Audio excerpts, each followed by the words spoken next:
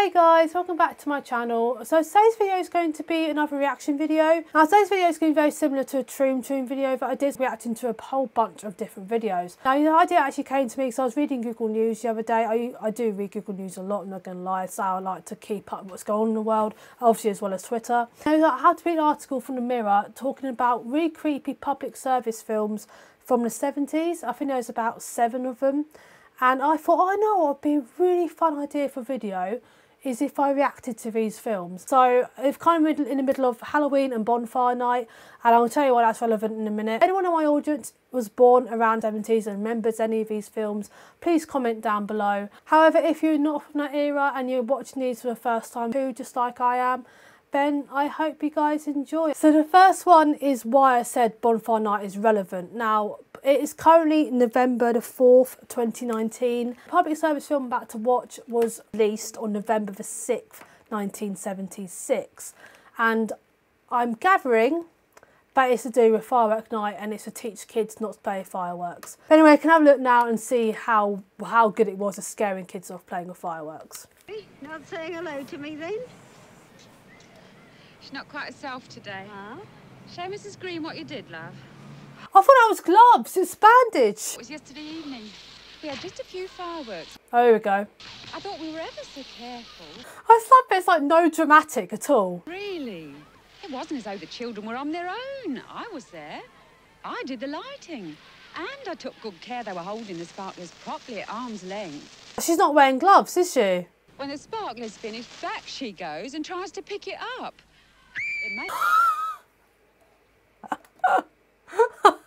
What a silly girl, then. Sure, your child doesn't start November the 6th like this.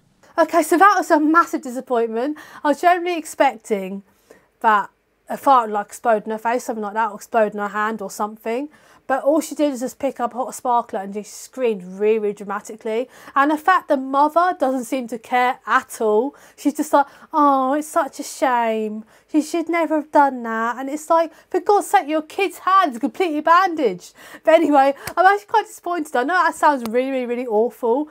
But they made out in the article that it was going to be really, really, really dramatic, really scary. And that's all that happened. But anyway, we can go on to the next one now. Okay, so the next one is another one called Don't Fall Around the Fireworks and Eyes ad. This one looks a bit more like it's going to be what I'm looking for in the other one. There's a child whose life has changed in the last year. He's given up football because he can't see the ball too well. Oh, he's blind. Won't see much of the fireworks this year because last year a firework was thrown and blew up in his face.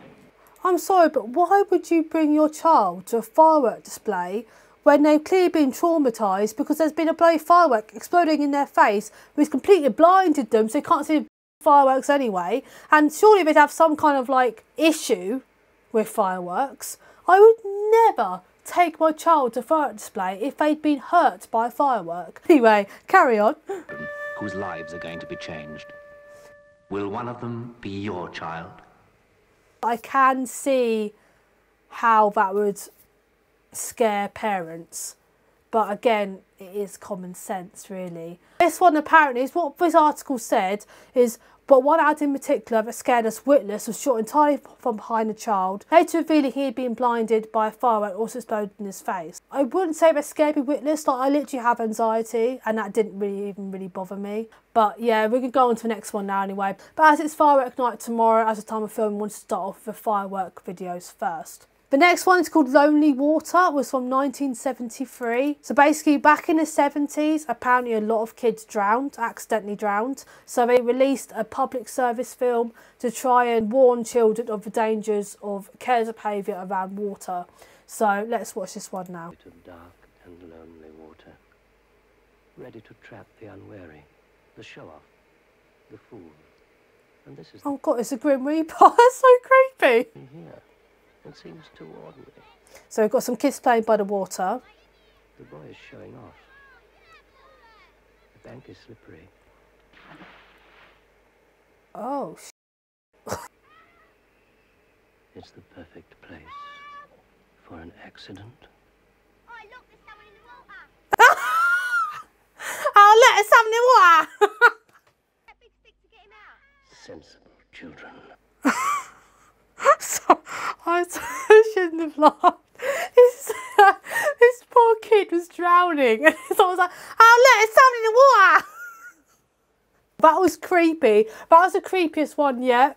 But that completely ruined it for me. That made me laugh so much, and I feel terrible now because it's meant to be something really, really serious. Oh, that one was actually aimed at 7 to 10-year-olds, that particular advert, because of a high number of child drowning cases in the UK during the 1970s.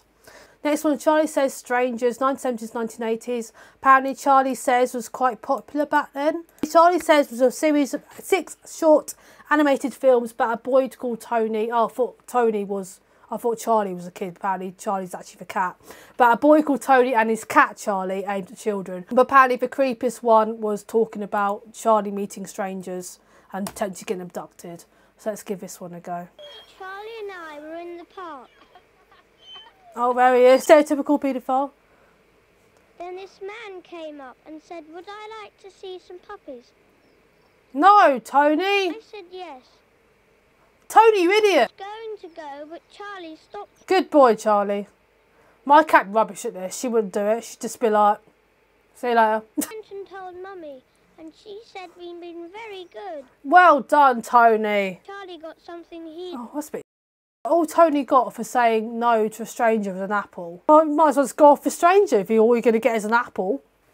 Well, I've had to switch cameras quickly because my other one just died on me while I was filming. So if the quality looks different, that's why. And angle looks different, that's why. But anyway, so I'm going to carry on now. So next one is from 1978. It's called Play Safe. It's like a series of 3 short films raising awareness of playing around electrical equipment like pylons, stuff like that. Now, I've actually have seen, there's still quite a few public service films around now of this kind of thing, which shows it is still very common nowadays. People do still do it, and also there's a lot of ones where people play around trains, get hit by trains as well, which to this day still terrify me, and they're pretty recent. So obviously this hasn't really done a lot to help people out because people are still doing it. But anyway, we're going to watch this now. Go on, get it. We're not supposed to go in there. Oh, go on, there's a gap down there. You can see the frisbee is on an electrical pylon, for God's sake. Leave it. Just leave it. You get another one, put it like for £2 down the shop. Leave it.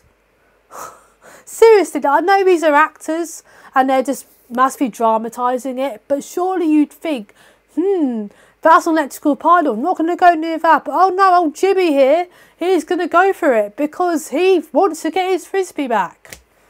I don't know if that's his actual name, just calling him Jimmy for the sake of a video. Pass me that bit of wood. Oh, here he goes. Vandalism.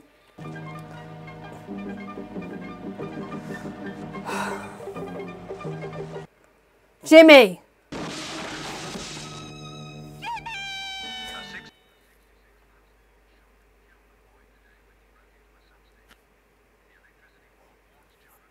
Okay, so his name actually is Jimmy, so I must have read that somewhere and completely forgot his name actually is Jimmy in the film. Yeah, it does say Jimmy in the article, but I didn't get that far. That is so weird. Anyway, regardless of that, Jimmy's an idiot. Don't do that. If you're playing your frisbee or whatever you're playing with and it lands on an electrical pylon or on a railway track or anything like that, don't go after it. Just buy another one. They're like £2. Maybe 5 with inflation and all that, but you know, it's really not worth it. Anyway, that's my shock of the day. That's really ironic considering the fact the video's about electricity and electric shocks. But anyway, again, that was pretty coincident to be saying that. Let's go on to the next bit. He'll embarrass himself even more. And the last one is Tufty the squirrel. Apparently a lot of his friends kept getting hit by trucks and stuff. Here you go. Let's watch Tufty Road Safety Campaign from the 70s. Let's watch this one. This is what happened one day when the ice cream van stopped by Tufty's house. Ice cream! Well, he's creepy, isn't he? Ice cream! Me to go with him to the ice cream van. But Willie Weasel has gone off to get an ice cream by himself. Damn you, Willie Weasel! Now Willie has been hurt. And all because he didn't ask his mummy to go... Oh no! ...to go to the ice cream van. Always take mummy with you. What about Daddy? Sorry to be that person, but what about Daddy? Some people don't have a mummy. Some people only have a daddy. Why can't they ask Daddy? Or even Granddaddy or Grandma? I didn't say Grandmammy. Or Grandmummy, you know, any of those people. Like, not everyone has a mummy. And I feel sad that they weren't promoting that in the 70s. But I don't mean to be that person. I just wanted to point that out. But yeah, so apparently if you don't go to the ice cream van with your mummy, you'll get hit by a car. So he didn't seem badly hurt though. He just dropped his ice cream, which I can see why he's pretty annoyed about that, because I would be too. That's a bit of a waste of food. But anyway, moving on. That is the final video from the article. If you'd like to do another one of these videos, then please let me know in the comments down below. And of course, also please let me know what decade you want me to do it from. And I hope you guys all enjoyed the video. Didn't creep you out too much and that you actually get some sleep tonight. Hope you guys have a fantastic bonfire night as well, because that'll be over by the time I upload this video. Also hope you guys had a great Halloween as well. Of course, please don't forget, if you like my content, to press the subscribe button down below as well as the bell button, notified whenever I upload. I'd absolutely love to reach 2,000 subscribers by my birthday, which is the 21st December. I don't know if it's going to happen, but if you'd like to help me get there or get as close as possible to 2,000 by that time, then please subscribe down below. I'll see you guys in the next video. Bye!